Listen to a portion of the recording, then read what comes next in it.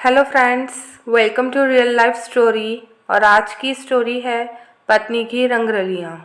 बहुत अच्छी स्टोरी है, पूरी सुनिएगा और अपने सजेशंस कमेंट सेक्शन में ज़रूर दीजिएगा। जैसे ही शाम की मम्मी ने दरवाज़ा खोला, वह अपने स्कूटर के साथ बड़बड़ाता हुआ अंदर दाखिल हुआ। क्या हुआ, इतना गुस्से में क्यों है? एक तो ऑफिस में कितना भी काम कर लो, ये बड़े लोग साहब हमेशा उस काम में मीन मेख निकाल कर चार बातें सुनाने में बाज नहीं आते। ऊपर से रहा सहा इस स्कूटर ने दिमाग खराब कर रखा है। जब देखो आधे रास्ते में ही बंद हो जाता है। कितनी मुश्किलों से इसे घसीटते हुए घर तक लाया हूँ। पानी पीते हुए शाम ने इधर उधर नज़र दौड़ाई और अपनी पत्नी को ना देखते हुए गुस्से से बोला, तुम्हारी बहू दिखाई नहीं दे रही, कहाँ गई है अब? शाम की मम्मी सुनीता जी ने कहा, वो बेटा पड़ोस में गई है। अरे वाह मम्मी, उसके तो ठाठ है। यहाँ मैं पूरे दिन मजदूरों की तरह काम चलाता हूँ और वह महारानी अफरा तफरी करती घूमती रहती है। वैसे मम्मी, मैं कई दिनों से देख रहा हूँ, जब भी मैं काम से लौटता हूँ वे घर पर नहीं होती है। वे कहाँ रहती है आजकल? मुझे उसके रंग ढंग कुछ सही नहीं लग रहे। शाम की बातों से शक की बदबू आ रही थी। तभी उसकी पत्नी मीरा घर में दाखिल हुई और अपने पति शाम को देखते ही खुश होते हुए बोली, कैसे हो जी आप? कब आए? पानी पिया आपने? वह बस में थोड़ा पड़ोस में कुछ काम से गई थी।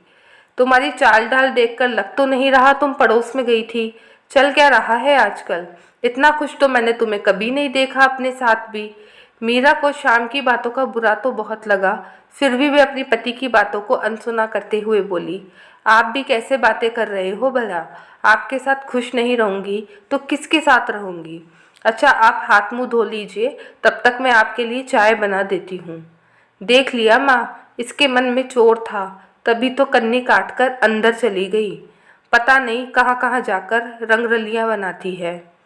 तब सुनीता जी ने कहा, बेटा, चोर उसके मन में नहीं, तेरे मन में है।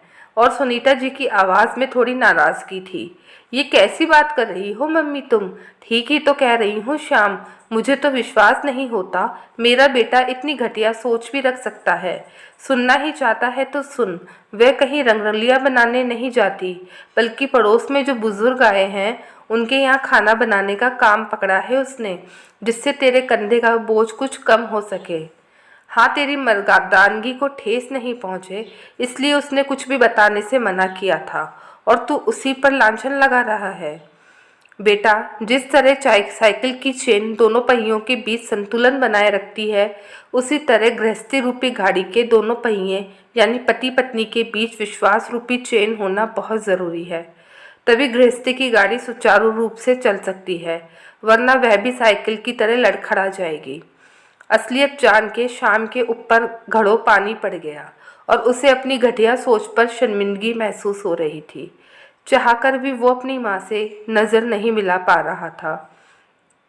तभी चाय बनाकर ले आई मीरा और अपने पति को चाय पकड़ाते हुए बोली, लो जी, चाय पीकर अपनी थकान उतारो, दिन भर कितना काम करते हो आप। तभी शाम ने कहा, मीरा यहाँ बैठो, आज गुस्से में पता नहीं तुम्हारे बारे में क्या क्या अनाप शनाप बोल गया।